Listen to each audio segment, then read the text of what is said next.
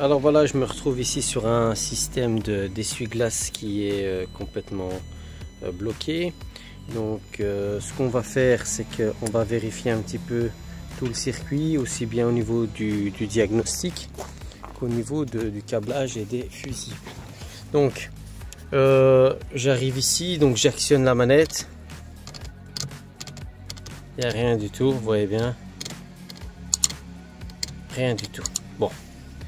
Je vais actionner l'essuie-glace arrière. Si je vois que voilà, super. Essuie-glace arrière, ça fonctionne, magnifique. Donc, je vais déjà dans un premier temps voir si ça provient pas du commodo et de la manette en elle-même. Alors, comment est-ce qu'on va pouvoir procéder? Bon, d'abord, on va chercher automatiquement. Oui, hop. Vu que je mette la radio, on va mettre la radio. Voilà. Hop, super, il a trouvé. Je vais éteindre, nickel. Clio 3. Très bien, donc j'arrive ici. J'ai la possibilité de scanner l'ensemble, mais ça va pas trop m'intéresser. Je vais aller droit au but et je dois me diriger bien sûr dans l'UCH. Alors je vais dans l'UCH, donc l'unité centrale d'habitacle, et je vais pardon, je vais rentrer dedans. Hop. Voilà, donc il me retrouve un petit peu le système. Donc première chose à faire, bien évidemment, c'est lire les défauts. Donc je vais lire les défauts. Et voilà. Donc arrêt, fixe, essuie-glace, de vitre arrière, moteur bloqué en court-circuit. Bon. Donc d'après lui, mais là il me parle de la vitre arrière, alors que la vitre arrière fonctionne. Très bien. Je retourne en arrière, mais je vais aller moi dans les lectures de données ici. Hop. Alors, je vais taper ici sur essuie-glace. Donc, voilà. Et je vais tout sélectionner. Voilà. Je confirme. Donc ici, demande de vitre à glace active, bazar, c'est ça. Donc je vais aller dans le graphique, ça va être plus simple et on va voir un petit peu ce qu'il en est. Donc ici je vais actionner les manettes. Je vais actionner la manette en même temps et on va voir ce qu'il en est. Donc je vais descendre. On va voir ici peut-être petite vitesse, grande vitesse.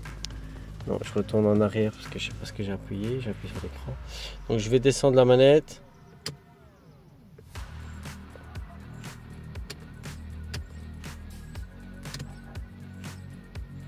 Donc on voit ici grande vitesse, petite vitesse, cadencement, donc c'est l'intermittent. Et là, c'est inactif. Donc au niveau du bouton, ça fonctionne bien. Donc inactif, ça fonctionne pas. Donc inactif, on est sur le 0.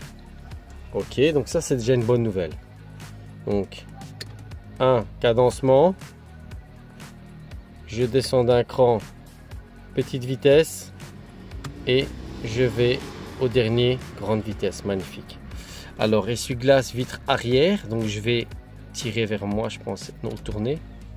Voilà, là c'est cadencé, mais là on voit bien qu'il fonctionne le truc.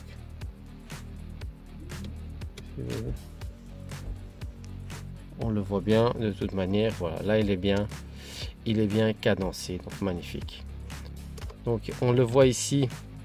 Au niveau des vitesses, là ça va être la petite roulette que je vais tourner ici. Vous voyez, quand je vais tourner, on va parler de ça avec les petites gouttes. Donc c'est 1, 2, 3, 4, c'est ça. Hein. Donc ben voilà, on l'a vu bouger. Donc je vais passer dans 1. Super. 2. Nickel, il est passé à la deuxième vitesse. 3.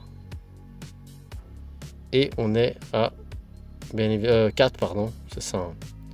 Donc on attrape à la première vitesse. Donc ça fait 1, 2, 3, 4e vitesse. Donc voilà, et je peux m'amuser comme ça, redescendre au fur et à mesure. Et redescendre. Donc on voit bien que la manette ici n'a aucun problème. Donc ce que je vais voir, c'est je vais voir de l'autre côté, pas de problème. Alors ici je vais dévisser l'ensemble du cache pour pouvoir vérifier les fusibles.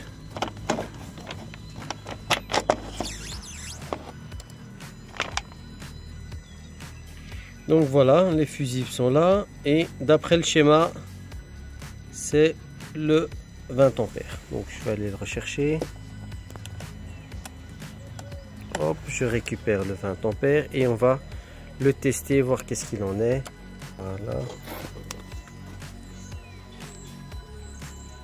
Je vais le tester aussi bien qu'avec sa tension qu'avec un multimètre. Ok, donc ici, en mettant de part et d'autre en mode continuité, je peux vérifier facilement si il est convenable ou pas.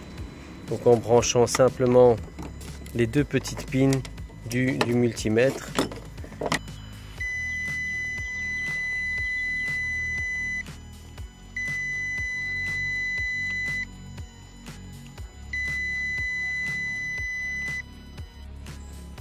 Donc très bien, je vais remettre ce fusible et donc on voit bel et bien que c'est certainement un problème de moteur essuie-glace qui est complètement bloqué.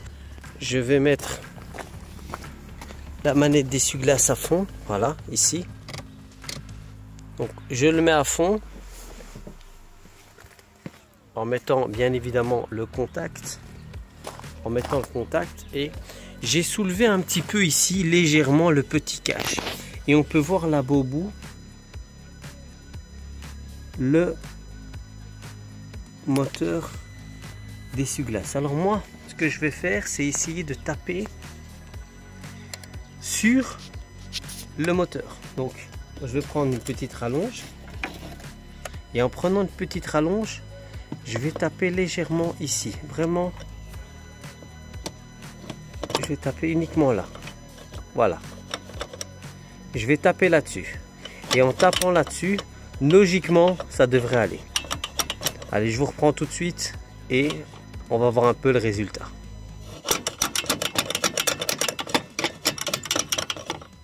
Donc on voit, voilà, ça fonctionne après l'avoir bloqué un petit peu. Dès qu'il va avoir la moindre petite résistance, bah ça va.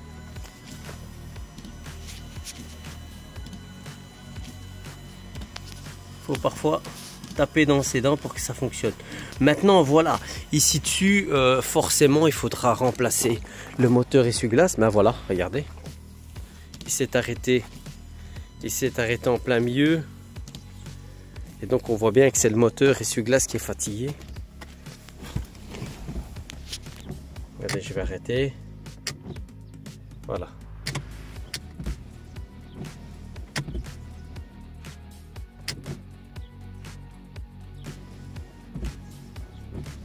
On sent qu'il commence un petit peu à déconner légèrement.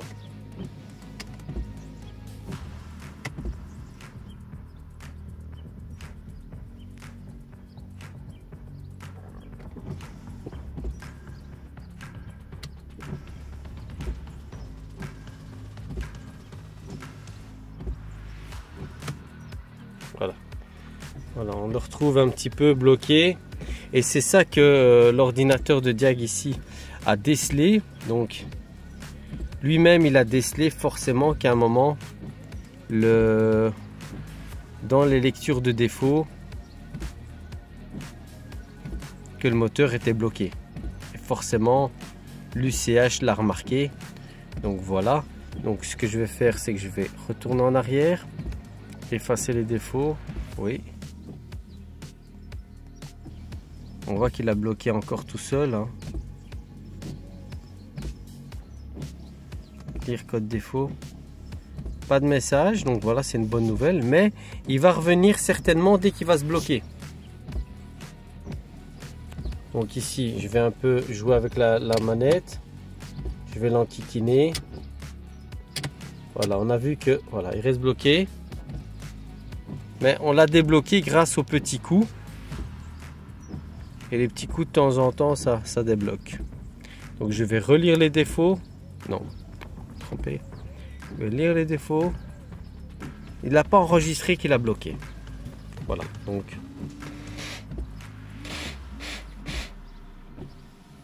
Là, ça va lui faire du bien. Et voilà. Donc je retourne aux lectures de défaut. Ah, il a bloqué de nouveau. Donc c'est ça en fait, qu'est-ce qui s'est passé, c'est que de temps en temps il bloque, de temps en temps il bloque pas. Mais le fait de l'avoir un peu choqué au niveau du moteur, ben ça l'a complètement débloqué. Voilà, bonne nouvelle. Allez, j'espère que cette vidéo vous a aidé et je vous dis à très bientôt.